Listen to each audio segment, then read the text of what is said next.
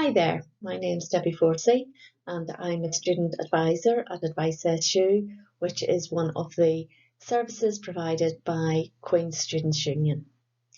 I'm going to talk to you today a little bit about money matters that are relevant to those studying for a degree in nursing or midwifery in Northern Ireland. Before we go on, just to tell you a little bit about Advice SU, it's a student union service that provides free, non-judgmental and confidential advice to all Queen's students and prospective students, so that includes yourselves as offer holders. The advice that we provide covers a wide range of issues, but typically we will be advising on academic issues, money matters such as the presentation that I'm delivering today, welfare benefits, disciplinary action, housing and university complaints. And from August of this year, 2022, you'll be able to find us in the new Student Centre 1 Elmwood, which we'll be sharing with other university support services. See there, I've provided our website and you'll find links to lots of information about the Student Union and also our email address here at Student Advice if you want to contact us with any questions. So we'll move on to have a look at the funding that's available. And throughout this presentation, I'll refer to Nursing Bursaries and the Nursing Bursary Administration Unit, but this presentation is relevant to all of those students who are studying nursing and midwifery. So the bursary that students receive is paid by the Business Services Organisation, and that's part of the Department of Health in Northern Ireland, and the office that administers the bursary is the Bursary Administration Unit. So this office is not part of the university, so if you have any queries regarding your student funding, you need to contact that office directly. Though here at Advice SU we'll be able to advise you if you have any queries or concerns as well. Applications for the basic bursary and any additions that might be applicable are issued by the BSO once the university has confirmed all offer holders have received a place and that those places have been allocated. The university will contact the Bursary Administration Unit and let them know who the new students are going to be. So for those of you who will be starting in September, you'll hear from the Bursary Administration Unit around about August, probably late August, and for those starting in February, it'll be in January. So please don't panic, you will be contacted in advance of starting the course. And I've put down there the email address for the Bursary Administration Unit and their contact telephone. So looking at the basic nursery is an amount of money that is paid to all nursing and midwifery students who have been offered a Northern Ireland Department of Health commissioned place.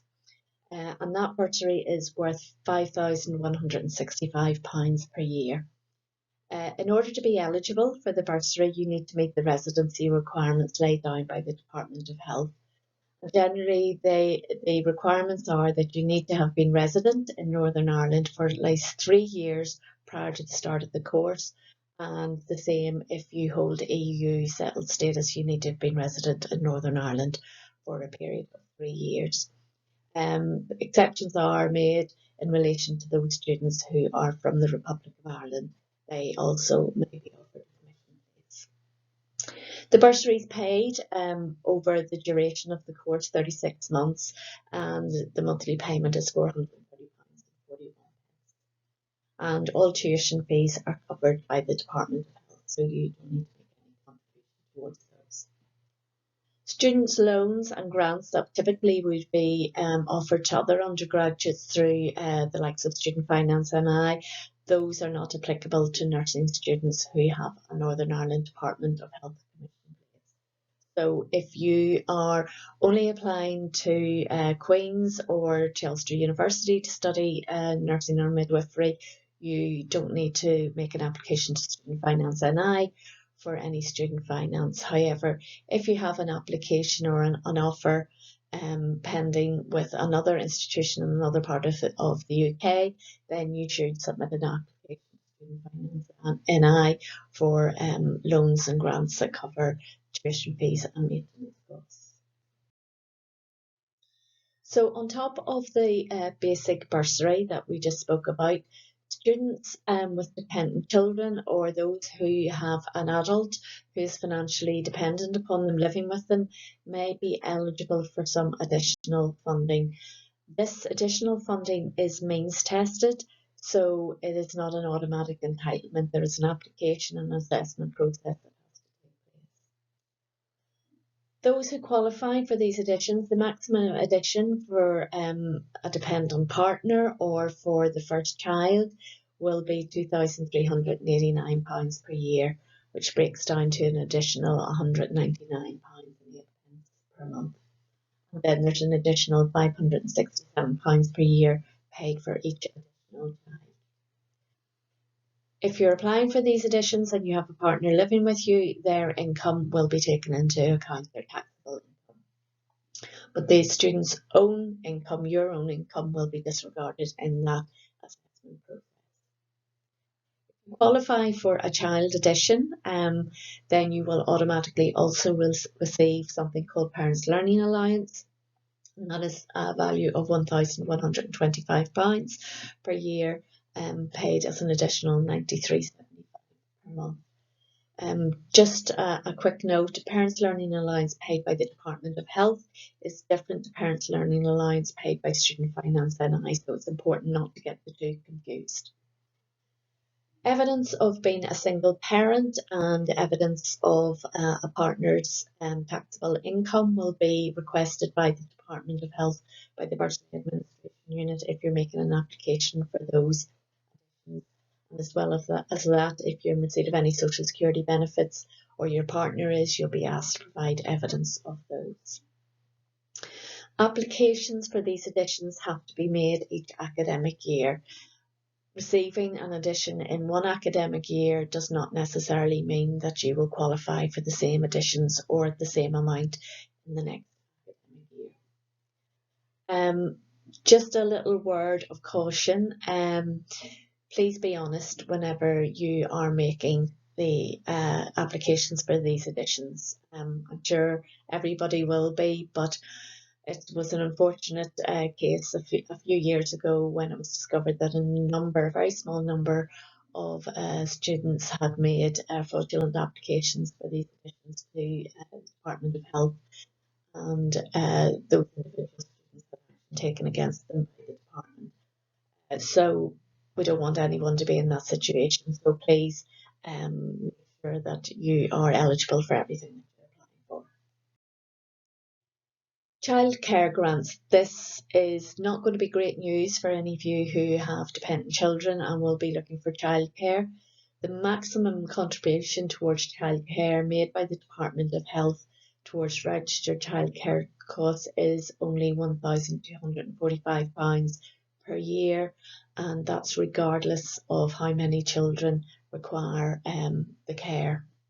In order to be eligible for the childcare grant, you must also qualify for the dependence addition that we just spoke about. The childcare provider must be registered. The child should be under the age of 16 or under 18 if they have a special educational needs statement. And you cannot receive help through the childcare grant if you're already receiving help with childcare costs through either tax credits or universal credit. And childcare costs will not be covered if the child is in receipt of an early years free place. Again, a new application must be made for the childcare grant each academic year in order for that to be assessed.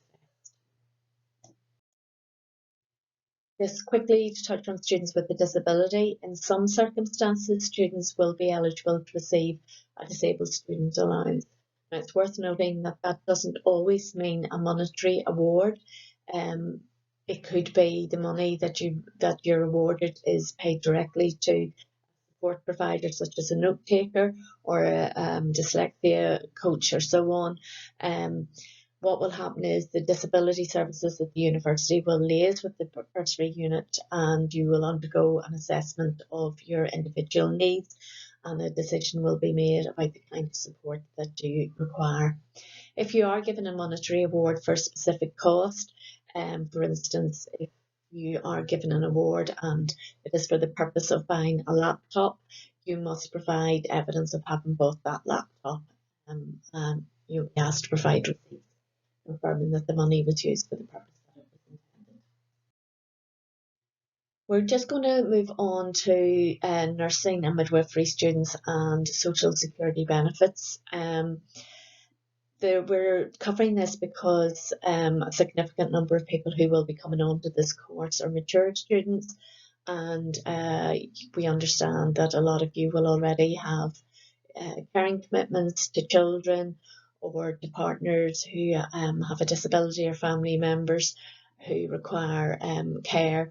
So you may be in receipt of social security benefits. It's important that you understand at this stage that returning to full-time education can have an impact upon your eligibility to some social security benefits.